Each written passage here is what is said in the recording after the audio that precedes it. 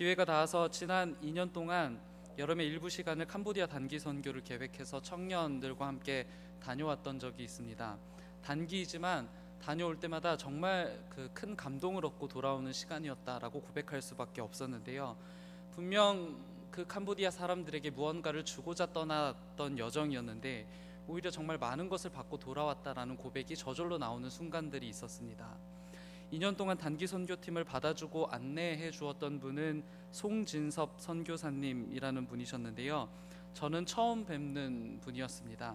근데 알고 보니까 이 선교사님이 캄보디아의 외국인의 출입이 자유롭지 않을 때, 그러니까 킬링필드 사건이 채 다 마무리되지 않았을 때 캄보디아에 처음으로 발을 디뎠던 1호 선교사님이라는 얘기도 나중에서야 전해 들었었습니다. 송진섭 선교사님께서 팀의 안내를 도맡아 주셔서 대화할 일들이 이제 중간중간에 종종 있었는데요. 지금까지 이어오신 사역도 사역이지만 이제는 남은 그곳에서의 사역을 어떻게 정리할까를 고민하는 선교사님의 모습을 보면서 참 깊은 감동과 감명을 받았던 기억이 있습니다. 무엇보다 선교사님을 대면하면서 느꼈던 건 누군가 그 사역을 알아주지 않아도 여전히 당신의 길이라 여기면서 캄보디아 땅의 복음화를 위해서 자신의 인생을 헌신하는 모습을 보니까요, 정말 진정성 있는 사역을 이어간다라는 생각이 들더라고요. 정말이지 누구에게도 송진섭 선교사님 그분은요, 빛나는 존재는 아닐 겁니다. 심지어 캄보디아에 있는 현지 사람들에게도요, 이 송진섭 선교사님이라는 사람은요, 그다지 빛나는 역할을 했다라고 기억될 만한 사람은 아닐 겁니다. 그 사역과 그의 업적을요, 우리는 잘 알지 못하고 잘 모른다라고 할 수밖에 없겠죠. 그런데 그렇게 제가 마주한 선교사님은요, 그 누구보다 빛나는 사람이었다라는 생각이 나중에서야 들더라고요. 그분의 섬김을 보면서 그런 생각을 했었습니다. 나도 이분처럼 목회를 했으면 좋겠다라는 생각이 들더라고요. 설교를 준비하면서 그 송진섭 선교사님이 제 마음 가운데 떠올랐었습니다. 왜냐하면 선교사님을 여전히 눈부시게 여기는 한 분이 계실 것 같기 때문에 그랬어요. 바로 여호와 하나님이셔요. 하나님께서는요, 그 선교사님을 누구보다 눈부신 존재로 바라보고 계시지 않으셨겠어요? 일생을 이국에서 보낸 그의 결심과 사역을요, 실은 아무도 알아주지 않아도 하나님은 아마 이 선교사님의 사역을 바라보시면서 참으로 눈부신 인생이었다, 참으로 눈부신 사역이었다라고 그렇게 칭찬해 주실 것만 같은 그런 분이셨습니다. 실은요, 이 한 분 선교사님의 이야기는 아닐 테죠. 타국에서 선교하시는 대다수의 선교사님들의 이야기가 아닐까요? 그러나 감추어지고 드러나지 않고 여전히 그럼에도 해야 할 일들을 하고 계신 분들, 그분들이요, 하나님께는요, 너무나도 눈부신 존재들일 거라는 거예요. 실은 우리가 하나님을 위한 일들을 참 많이 시도해 봅니다. 선교사님 정도로 우리가 그렇게 많은 일들을 감당하려고 노력하는 것은 아니겠지만, 우리는 실제로 하나님을 위해서 참 많은 일들을 하려고 애쓰는 성도들 중에 한 사람들이잖아요. 그런데 많은 부분요, 감추어지고 사실은 이런 일들이 드러나지 않는다라고 생각하실 겁니다. 우연히 오래전 들은 이야기였는데요, 기독교회가 대한민국 사회복지의 70%를 감당하고 있다라는 통계를 우연히 접했던 적이 있습니다. 교회 밖에 있는 사람들은요, 이 사실에 대해서 들어줄 마음이 없어요. 그리고 이 사실에 대해서 이야기한다고 하더라도 알아줄 마음이 별로 없는 것처럼 보여요. 오히려 때로는요, 이 사회복지 70%를 감당하는 기독교회가요, 그 성과가 형편없을 때도 분명히 있을 겁니다. 또 실수와 잘못은요, 그렇게 빨리도 알아차리게 되거든요. 그래서 오히려 교회가 욕을 먹기 일쑤인 경우도 너무나도 많다라는 생각도 듭니다. 그럼에도요, 교회의 사명은 굉장히 선명합니다. 오늘 말씀대로라면 심고 물을 주어야 할 사명이 여전히 우리에게 남아있는 거예요. 심고 물을 주어야 할 사명이 이 대한민국 교회에 여전히 남아있다는 겁니다. 그 일은요, 전혀 빛나지 않을 겁니다. 또 마태복음 6장 3절에 의하면 그 행위가요, 빛이 나서도 안 돼요. 오른손이 한 일을 왼손이 모르게 감추어야 한다라는 예수님의 말씀 때문에 그런 겁니다. 오늘 우리는요, 다음 세대를 위한 관계전도법 131쪽부터 138쪽까지의 내용을 함께 만납니다.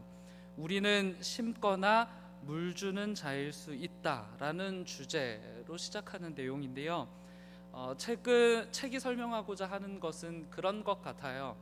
자라게 하는 책임과 결과, 그러니까 우리는 심고 물을 주는 사람일 뿐이지 자라게 하는 책임과 결과는 하나님께 있다라는 것이 아마 첫 번째 대지인 것 같고요.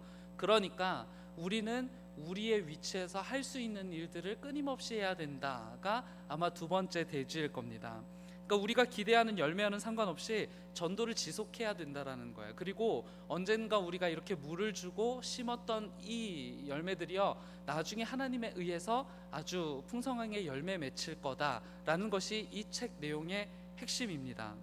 우리는요, 이 책의 내용을 좀 넘어서서요, 조금 더 진중히 성경을 통해서 이 내용을 좀 다뤄보고자 하는데요, 오늘 말씀을 통해서 저는 하나님이 이 사람에게 기대하는 바가 분명히 있을 거라는 생각이 들더라고요. 오늘 말씀에서 하나님의 우리를 향한 기대가 무엇인지, 그리고 심는 사람, 그리고 물 주는 사람들을 향한 하나님의 기대가 무엇인지를 함께 나누게 될 때에 오늘 하나님의 은혜가 여러분들과 저에게 많이 있게 되기를 소망합니다. 얼마 전 TV에서 유퀴즈라는 프로그램을 보다가 우연히 이정성 씨라는 분을 알게 되었어요. 그러니까 벌써 이름이 실은 남다르죠. 이정성 씨입니다.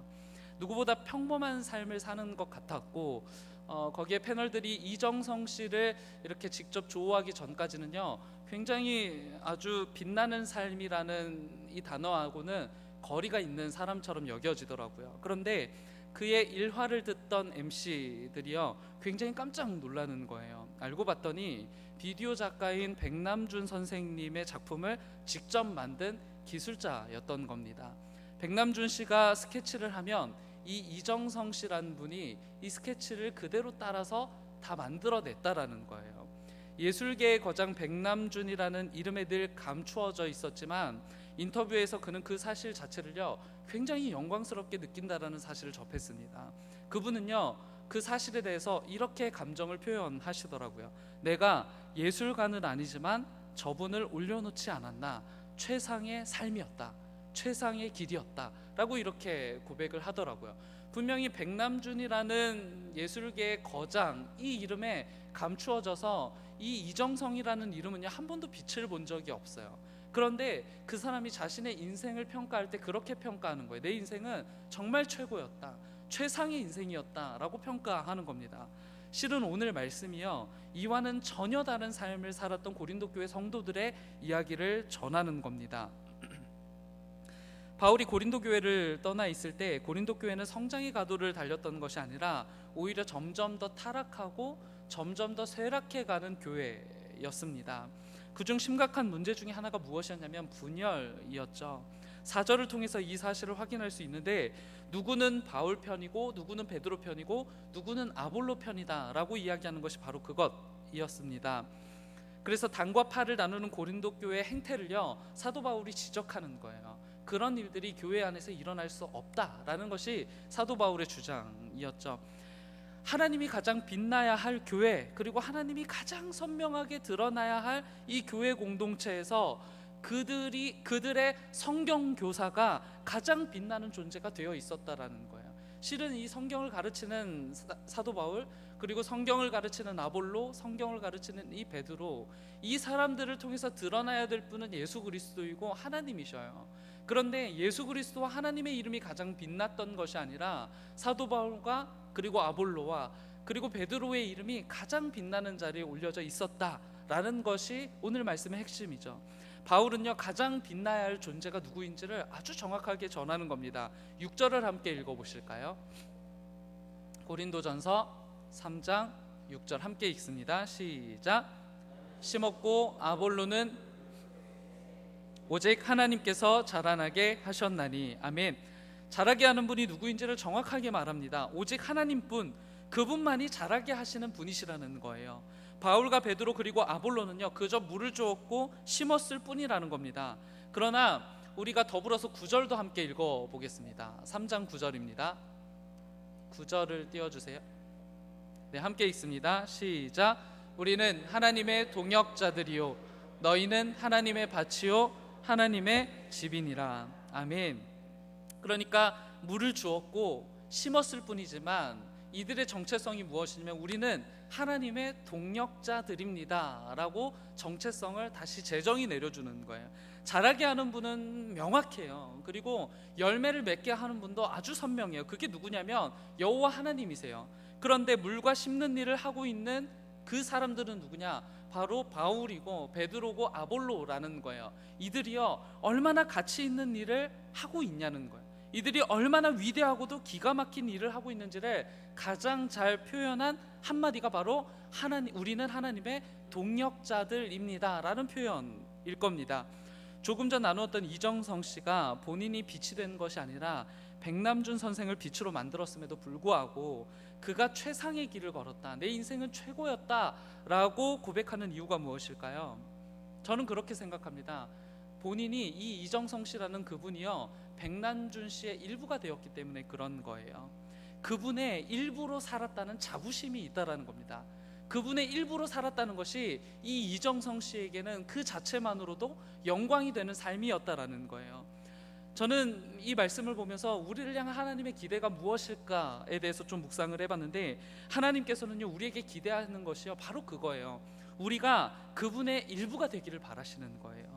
우리를 너무너무 사랑하셔서 하나님이 계획해 두신 엄청난 구원 사역에 심는 사람으로, 그리고 물 주는 사람으로 우리를 부르셨다라는 거예요. 실은 그 사역이요 결코 빛나지 않을 겁니다. 그리고 결코 빛나서도 안 돼요. 다만 그분이 하시려는 일의 일부가 되어달라는 거예요. 실은 하나님께서 홀로 모든 일들을 감당하실 수 있으셨음에도 불구하고 우리를 부르셨던 거예요. 너는 심는 사람으로, 그리고 너는 물 주는 사람으로 부르셨던 거예요. 백남준 씨보다 더 위대하신 하나님께서 우리가 해야 할 일을 남겨두시고 함께 동참해달라는 이 부탁보다 영광스러운 일이 있겠습니까?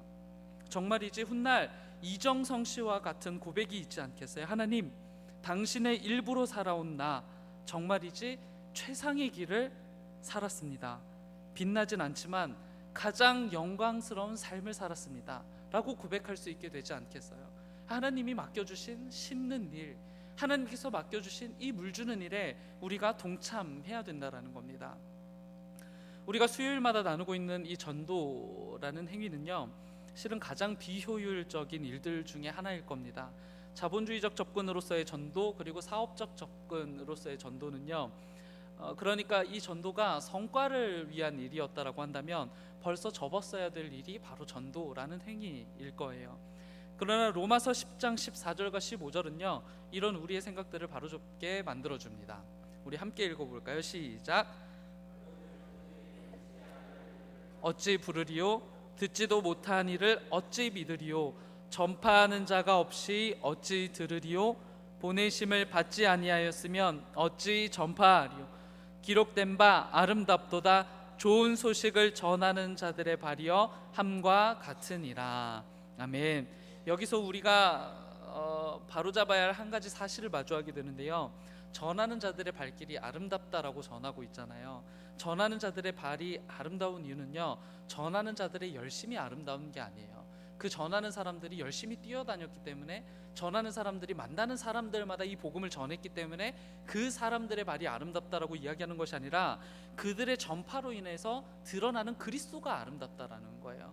그들의 전파로 인하여서 구원 얻게 될 한 영혼이 더 아름다운 거예요. 하나님의 말씀을 대하고 나니까 실은요 저는 하반기 교육부, 하반기 교회학교 사역의 방향성이요 정말 더욱더 뚜렷해지고 선명해지더라고요. 이 말씀에 근거해서 교회학교는요 하반기에 더욱더 전도에 힘을 쏟아야 되겠다라는 생각이 들더라고요. 예산을 추경해서라도 우리가 할 수 있는 일을 해야 되겠다라는 생각이 들었었습니다. 그건요 다른 이유가 아니에요. 그리스도가 드러나는 이 아름다운 일에 동참하는 것, 그것이 하나님께서 우리에게 기대하시는 일인 거예요. 구원에 이르는 한 영혼을 만나는 이 일에 동참하는 것, 그게 바로 우리 공동체에게 원하는 하나님의 기대라는 거예요. 그게 정말 가치 있는 일이기 때문에 그렇습니다. 우리끼리 모여서 놀고, 우리끼리 좋은 곳에 소풍 가고, 우리끼리 이 교회 안에서 할 수 있는 일들을 하는 것이 아니라 나가서 예수 그리스도가 드러나는 복음을 전하고, 나가서 예수 그리스도가 어떤 분인지를 알리는 것이 하나님이 우리 공동체를 향한 기대이고, 이게 더 교회가 해야 될 가치 있는 일이라는 생각이 들더라고요. 그런데 한 가지 여기서 질문이 생겼습니다. 그렇다면 하나님이 기대하시는 게 정말 우리의 열심인 걸까? 하나님이 우리에게 기대하시는 게 정말 우리의 열정인 걸까? 라는 질문이 들더라고요. 제가 관심을 가지고 키우는 화분이 3개가 있습니다.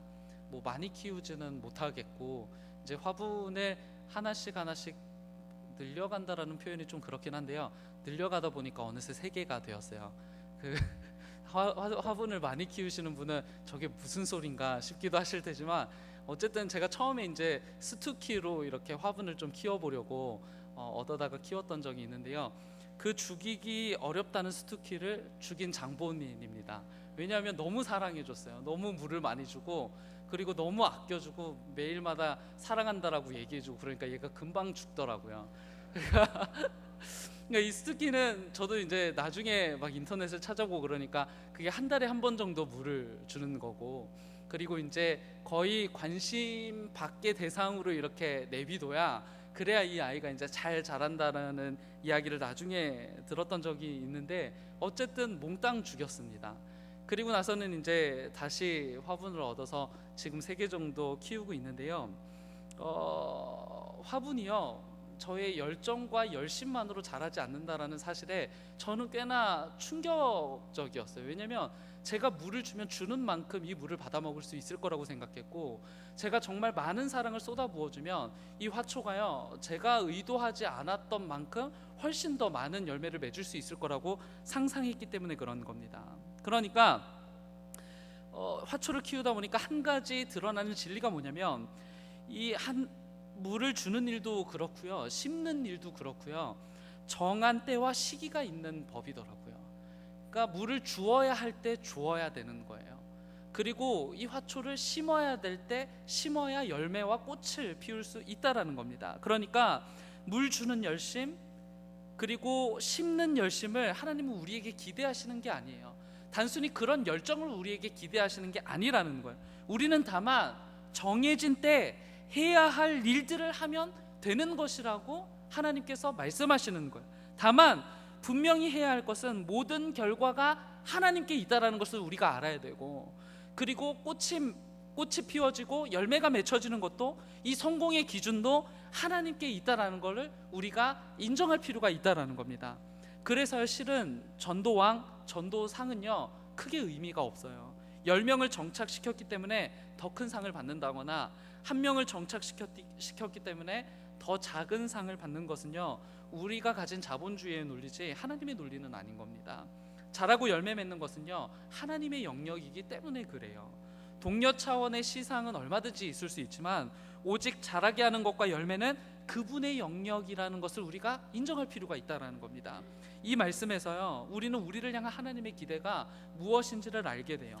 하나님 당신이 드러나고 빛나길 원하시는 거예요. 고린도 교회를 향한 바울의 지적이 5절이거든요. 5절을 함께 읽어보실까요? 고린도전서 3장 5절 함께 읽습니다. 시작.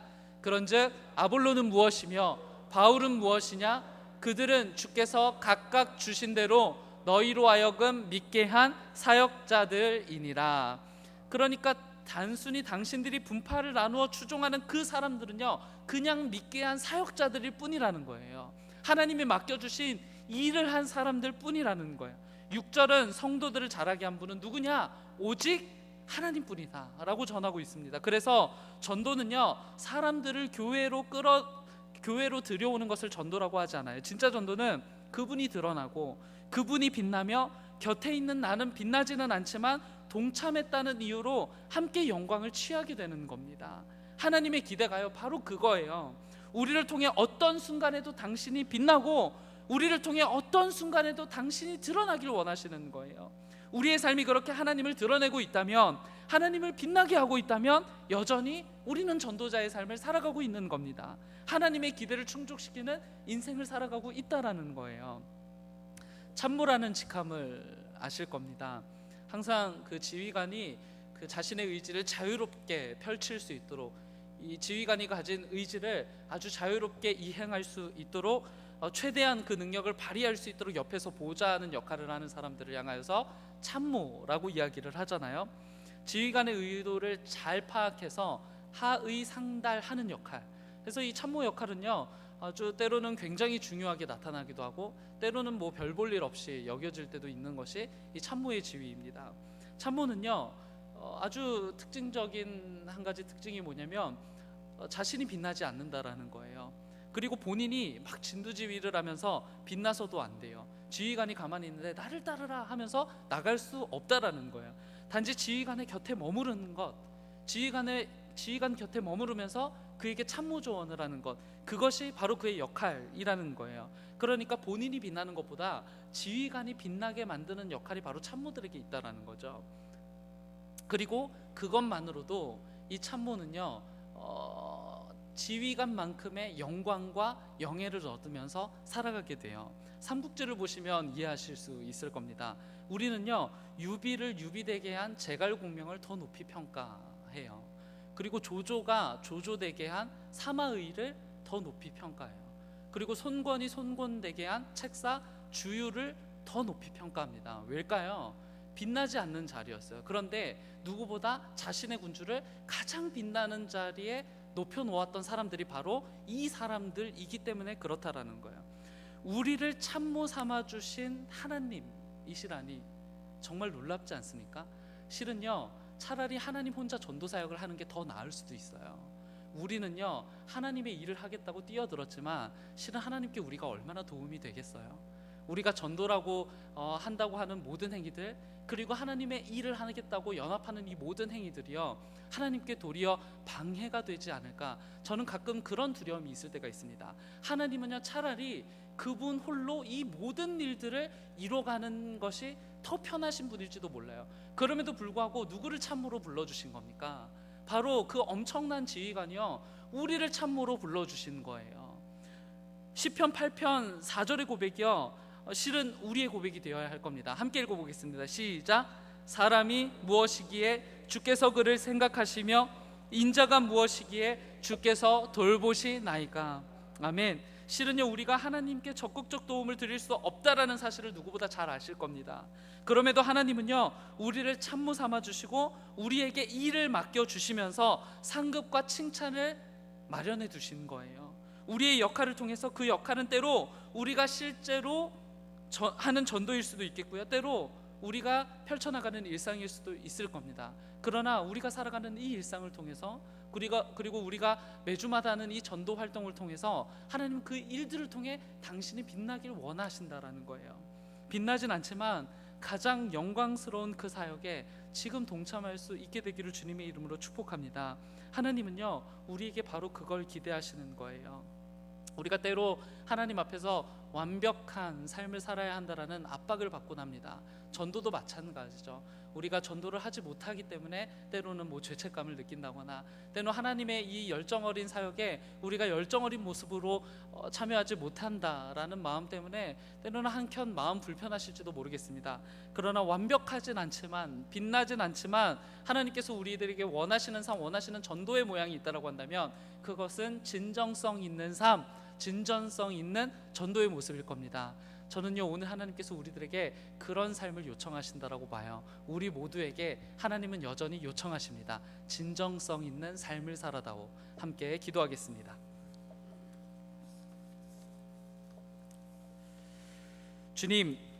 주님께서 홀로 하실 수 있는 사역이심에도 불구하고 우리를 초대하여 주셨고 우리를 참모 삼아 주신 그 예수 그리스도 이름 앞에 감사와 찬양과 영광을 올려드립니다.